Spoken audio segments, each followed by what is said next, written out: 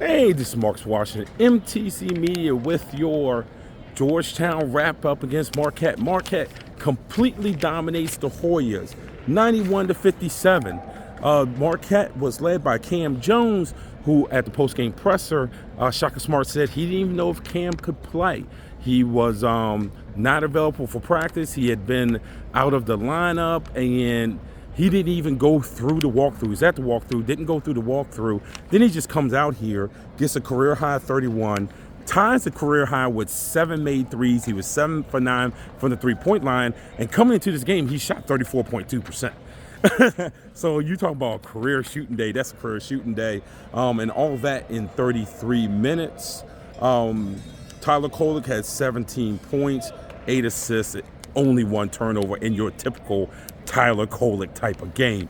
For Georgetown, I guess you could say leading scorer, Rowan Brumbaugh, he had 12, Drew Fielder had 11, Dontrez Styles had 10. But this game was really wrapped up in the turnover total. Georgetown, 19 turnovers leads to 35 Marquette points. 35 Marquette points. And then Marquette gets another 9 on second chance points.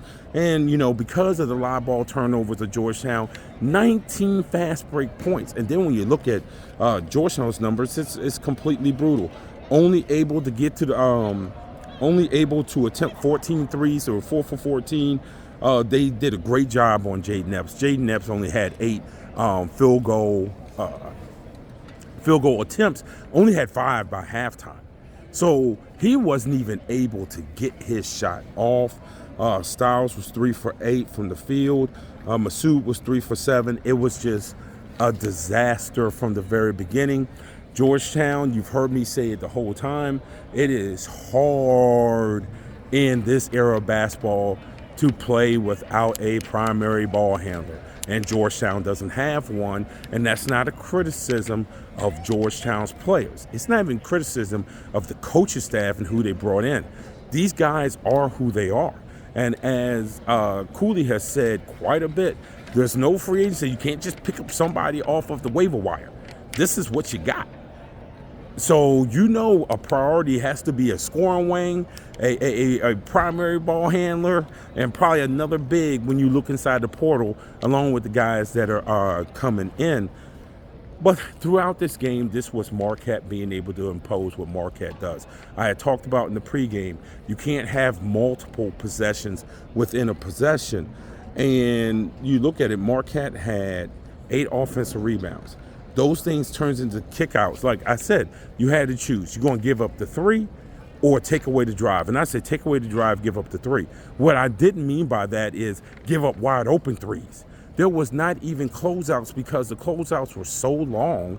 Georgetown never even got a hand in the face of the three-point shooters, and Marquette goes and shoots 14 for 31 from 3. I mean, that's damning. And a lot of this is, if you were here, a lot of this becomes effort. A lot of this becomes woe is me. A lot of this becomes here we go again. Instead of knuckling up and saying that it has to stop. And Georgetown right now doesn't have players who say it has to stop. Making it stop doesn't mean you win this game. What it does mean is you don't give up 91 points and it ends up looking like an AAU score. You know, that should not happen. And that's where I have to say that this team cannot have this attitude and this body language that they have right now. So, again, Georgetown's fix has to be finding a way not to turn the ball over and finding a way to dominate the boards. Now, I said they need to go to the free throw line. They got 24 attempts. A lot of those attempts came after this game was already decided. So even the number 24, which in a different game might look significant, it really didn't mean anything. The stagnation on offense, just all kinds of things that just went wrong. And I know that Cooley keeps on saying, yeah, blame it on me, but at some point there's got to be a fix, right? At some point you can't lose Big East games by 34 points, right? So again, Georgetown loses here to Marquette, 91-57. They will head to Seton Hall next. It's Mark Washington from MTC Media.